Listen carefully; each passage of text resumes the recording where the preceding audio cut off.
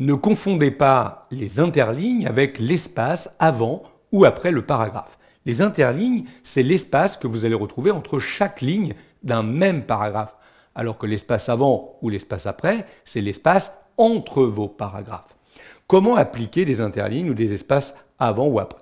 On se positionne à l'intérieur du paragraphe concerné et on va dans le menu Format. Vous voyez qu'on va retrouver ici interligne et espace entre les paragraphes. Vous avez ici l'interligne simple, 1,15, 1,5, double. Vous avez un espacement avant, après le paragraphe, et l'espacement personnalisé qui permettra, si vous le souhaitez, de déterminer le nombre de lignes que vous voulez après le paragraphe. Donc là, c'est ce que je vais choisir.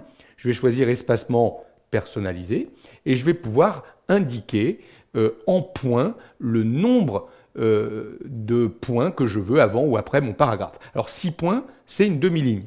Donc là, je suis sur mon titre, j'aimerais mettre 2 lignes après mon paragraphe, je vais donc choisir ici 24 points, 12 points pour une ligne. J'applique et vous voyez que j'ai bien appliqué 2 lignes d'espace après mon paragraphe. Je n'ai pas fait ça avec la touche entrée, parce que la touche entrée, ce serait du manuel, du bricolage. Or, moi, je veux pouvoir un espace, pourquoi pas le reproduire automatiquement avec la mise en forme.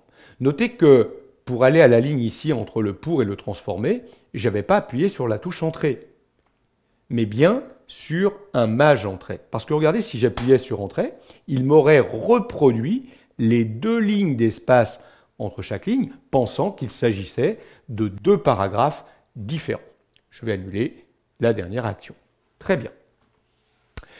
Je reviens à l'intérieur de ce paragraphe. Je vais de nouveau dans Format, interligne et espacement. Et regardez, là, je vais mettre non plus un espace avant ou après, mais finalement un interligne. Je vais choisir un interligne de 1,15, 1,5 double. Si je voulais quelque chose de personnalisé, je pourrais là encore aller dans l'espacement personnalisé. Ici, je vais mettre un 15. Vous voyez, ce qui a été augmenté, ce n'est pas l'espace après ou avant le paragraphe, mais bien l'espace entre chaque ligne de ce paragraphe. Je vais me repositionner sur ce paragraphe.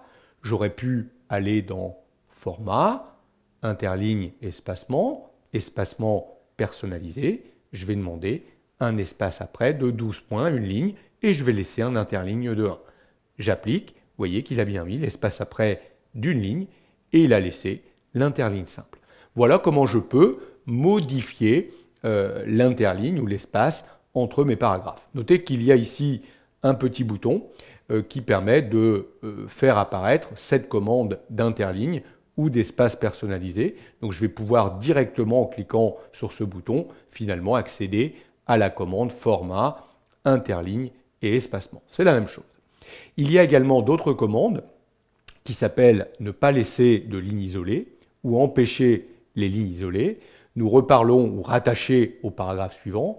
Nous reviendrons sur ces commandes de lignes solidaires ou de paragraphes solidaires lorsque nous travaillerons sur des paragraphes que l'on voudra hiérarchiser, des paragraphes de titre. Il pourra être très intéressant d'utiliser ces commandes.